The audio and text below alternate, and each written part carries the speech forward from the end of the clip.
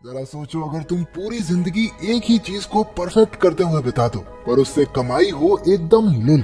कुछ ऐसी ही कहानी है आयरन हेड की, जो एक 60 साल का आदमी है जिसका सर लोहे से भी ज्यादा मजबूत है। बचपन से ही आयरन हेड और उसके भाई बहन को उनके मास्टर ने ऐसी ही खतरनाक कुंफू ट्रेनिंग दी है।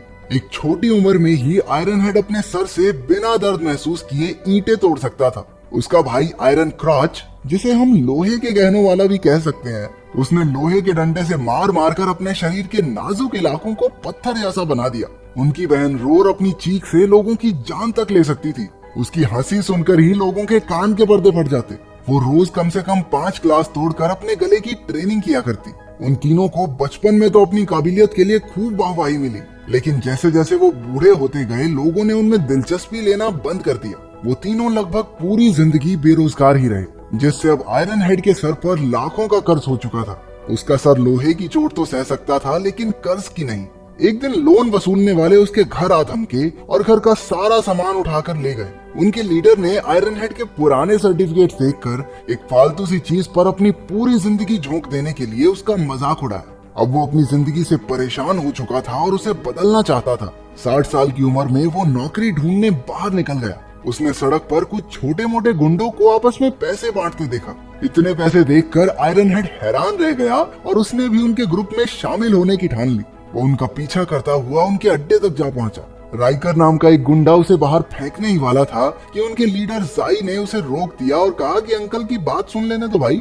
लेकिन जब उसे पता चला कि ये 60 साल का बुढ़ा उनके ग्रुप में शामिल होना चाहता है, तो वो जोर जोर से हंसने लगा। आयरन हेड ने उनसे अपनी ताकत दिखाने का एक मौका मांगा, लेकिन उन्होंने उसे बाहर भगा दिया। रात को आयरन हेड की बेटी उससे मिलने आई, लेकिन वो एक खुददार आदमी था जो अपनी बेटी से पैसे नहीं लेना चाहता था। अगली सुबह उसने फिर से जाई के गुंडों को सड़क पर देखा। वो जानबूझकर उनकी गाड़ी के सामने कूद गया। उन गुंडों ने उसे उठाया और पुलिस के लफड़े से बचने के लिए सीधा अपने अड्डे पर ले गए।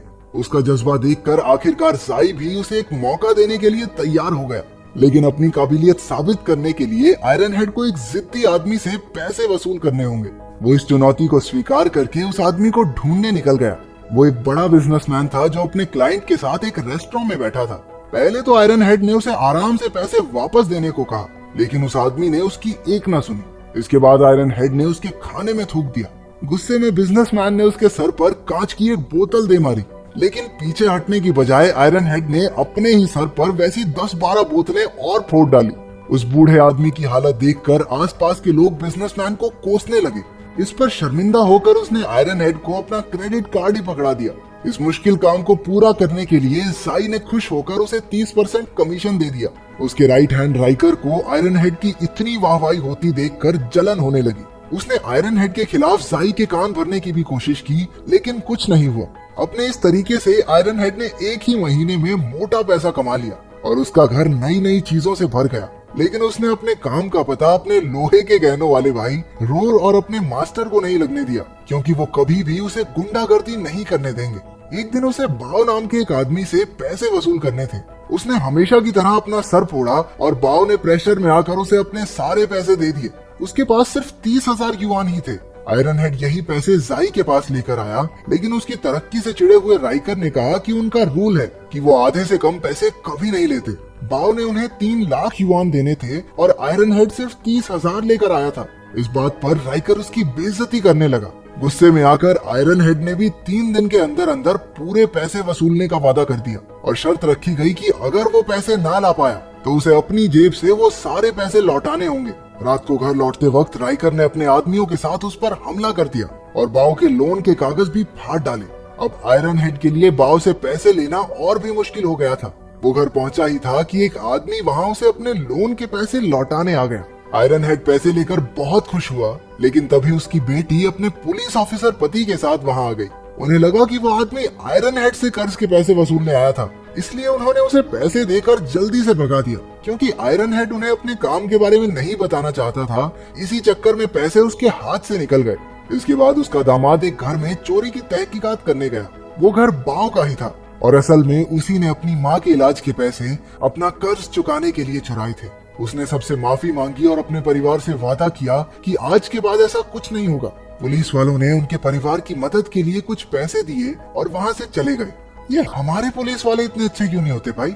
अगले दिन आयरन हेड फिर से बाव से पैसे वसूलने की कोशिश करने लगा। सड़क पर तमाशा हो गया और लोग बाव को गालियां देकर उसे पैसे वापस करने को कहने लगे। कोई रास्ता ना दिखने पर बाव ने उसी की तरह खुद को ईंट से मारना शुरू कर दिया। उसके ऐसा करने पर आयरन हेड को ही उस पर तरस आ गया और उसके सर से निकलता खून साफ करके चुपचाप वहाँ से चला गया। वो सोचने लगा कि वो पैसे के लिए कितना नीचे गिर चुका है। हमने देखा कि जाई और राइकर ने दूर से ही उस पर नजर रखी हुई थी। अब जाई को भी उसकी काबिलियत पर शक होने लगा था और आग में घी डालने के लिए राइकर तो वहाँ था ही। फिर भी जाई ने शर्त के हिसाब से 3 दिन तक रुकने का फैसला किया। शाम के समय उसका मास्टर रोर और लोहे के गहनों वाले भैया के साथ आयरन हेड के घर में घुस गया। जल्द ही उन्हें पता चल गया कि वो इतना अमीर कैसे हुआ था। उन्हें घिन आ रही थी कि आयरन हेड ने ऐसे गलत काम के लिए अपनी ट्रेनिंग का इस्तेमाल किया है। जिस गैंग के लिए वो काम करता था वो गरीबों को बहुत ज्यादा ब्याज पर पैसे देकर उनकी मजबूरी का फायदा उठाती थी। आयरन हेड अब बेहद शर्मिंदा हो चुका था। वो चाहता था कि धरती उसे जिंदा निगल ले। उसने अपने कमाए हुए सारे पैसे टेबल पर रखकर कहा कि आज के बाद ऐसा कोई काम नहीं करेगा। लेकिन जब उन्होंने देखा कि इस काम में तो अंधा पैसा है तो वो तीनों भी उसके साथ जुड़ गए। सारी उम्र लोहे का शरीर बहुत बना लिया, अब उन्हें लोहे का बैंक अकाउंट बनाना था।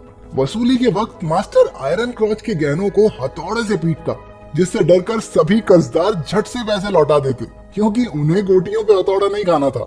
इसी तरकीब से उन्होंने एक ही घंटे में हजारों युआन कमा लिए। लेकिन पाओ अब भी बाकी था। उसने कहा कि उसके पास बिल्कुल पैसे नहीं है। लेकिन वो लोग कहने लगे कि घर तो है ना, बेच दे इसे, पर लोन के पैसे तो वापस करने पड़ेंगे। इस सब के बावजूद भी जब वो नहीं माना तो रोर ने उसके घर के बाहर पैसे लौटा रहे, पैसे दे, पैसे पैसे दे, पैसे, ऐसा कुछ बोलना शुरू कर दिया। वो 2 दिन तक बिना रुके बोलती रही और आखिरकार तंग आकर उन्होंने घर बेचने का फैसला लिया। इसके बाद हमारी वसूली टीम सारे पैसे लेकर जाई के अड्डे पर पहुंची। पैसे देखकर जाई ने राइकर की बुरी तरह बेइज्जती करके आयरन हेड को अपना खास आदमी बना लिया। अगले 1 महीने तक वो सब ऐसे ही पैसों की वसूली करते रहे। उनकी आयरन क्रॉच के गहनों पर हथौड़े पेलने वाली तरकीब जादू की तरह काम करती, जिसे देखकर सब डर के मारे पैसे लौटा देते थे। उन्होंने खूब पैसे कमाकर ऐश की जिंदगी जीनी शुरू कर दी। अब तो वो बाकी गुंडों को भी ट्रेनिंग देने लगे ताकि वो भी उनकी तरह वसूली कर सके। आयरन हेड ने अपने बर्थडे पर शानदार पार्टी रखी। तभी जाई ने सबको बताया कि गैंग का सबसे बड़ा बॉस यान शहर में आ चुका है। उसने आयरन हेड, जाई और बाकी गुंडों को अपनी कार में बुला के आगे का प्लान बताया। प्लान ये था कि अब वो लोग कॉलेज स्टूडेंट्स को भी लोन दिया करेंगे। यान उन बच्चों की मासूमियत का फायदा उठाना चाहता था। आयरन हेड को ये आइडिया बिल्कुल भी ठीक नहीं लगा, लेकिन वो बॉस के डर से चुप रहा। अगले दिन उन्हें कॉलेज की लड़की से वसूली करने जाना था। आयरन क्रॉच के गहने टूटते देख तो वो बहुत डर गए। जब आयरन हेड ने उन गुंडों को लड़की की मजबूरी का फायदा उठाते देखा तो उसे बहुत शर्मिंदगी महसूस हुई। इस बात को अपने दिमाग से निकालने के लिए वो अपने पोते के साथ कुछ समय बिताने चला गया। उनका पूरा परिवार एक क्रूज शिप पर 1 हफ्ता मजे मार के आया। उधर गुंडे उस कॉलेज की लड़की से कहने लगे, बस राइकर भैया के साथ 1 रात गुजार लो, सारा लोन माफ। गैंग के एक मेंबर लिंग ने इसके खिलाफ आवाज उठाने की कोशिश की, लेकिन उसके बॉस ने उसे धमकाकर साइड कर दिया। उधर ट्रिप पर आयरन हेड और उसका परिवार एक बीच पर घूम रहे थे जब उन्होंने बाओ की माँ और उसकी बेटी को देखा। उनके पास अब रहने की कोई जगह नहीं थी। बच्ची ने अपने परिवार की इस हालत का जिम्मेदार आयरन हेड को बताया। इस बात पर आयरन हेड के नाती और उस लड़की में झड़प हो गई। उसके नाती ने गुस्से में भरकर एक कांच की बोतल लड़की की तरफ घुमाई, लेकिन इससे पहले कि वो बोतल उस लड़की को लगती, आयरन हेड ने अपना सर बीच में अड़ा दिया। आज पहली बार उसके सर से खून आया था। उसे समझ आया कि वो कितना बुरा काम कर रहा था। उसने यान और जाई के इस काले धंधे को छोड़ने का फैसला लिया। अगली बार उसने यान से मिलकर अपना फैसला सुना दिया। आयरन हेड उसका सबसे बेहतरीन आदमी था, लेकिन उसके जाने पर यान ने कुछ नहीं कहा। इसके बाद आयरन हेड लिंग से मिला, जिसे उसने अपने नाती का ध्यान रखने को कहा था। पता चला कि यान के आदमी उसे पीटकर उसके पोते को किडनैप करके ले गए। यान आयरन हेड से बदला लेना चाहता था। गुस्से से भरा आयरन हेड अपने नाती के लिए सब कुछ दांव पर लगाने को तैयार था। उसने बाओ की माँ को भी पैसे भेजे ताकि वो अपने लिए घर ले सके। इसके बाद आयरन हेड की टीम यान के अड्डे पर बंदूकें लेकर पहुंच गई। इतने सारे हथियार देखकर सभी गुंडों ने सरेंडर कर दिया, पर ऐन वक्त पर रोर ने गलती से ट्रिगर दबा दिया, जिससे पता चल गया कि वो सारी बंदूकें नकली थी। इसके बाद गुंडों ने उनकी टीम को बंदी बनाकर उन्हें एक जवान लड़की की अश्लील वीडियो बनाने को कहा। यान जानबूझकर घिनौने काम करवा के उन्हें अपनी ही नजरों में गिराना चाहता था। आयरन हेड ने कैमरा पकड़ने से साफ इनकार कर दिया, जिसके बाद एक गुंडे ने उसके सर पर बंदूक तान दी। लेकिन इससे पहले कि वो गोली चलाता, पुलिस ने उनके अड्डे पर रेड मार दी। उन्हें गैंग के काले कारनामों का पता चल चुका था। आखिरकार पुलिस ने यान, जाई और सभी गुंडों को गिरफ्तार कर लिया। सारी लड़कियों को भी उनके चंगुल से आजाद करवाया गया। आयरन हेड भी इस काले धंधे को छोड़कर अपनी बेटी के पास रहने लगा। उसने आयरन क्रॉच, रोर और मास्टर के साथ मिलकर कसम खाई कि आज के बाद अपनी ताकत का गलत इस्तेमाल नहीं करेगा। तो अगर तुम्हें अपना कुछ आयरन का बनाना हो तो तुम क्या बनाओगे? कमेंट्स में जरूर बताना।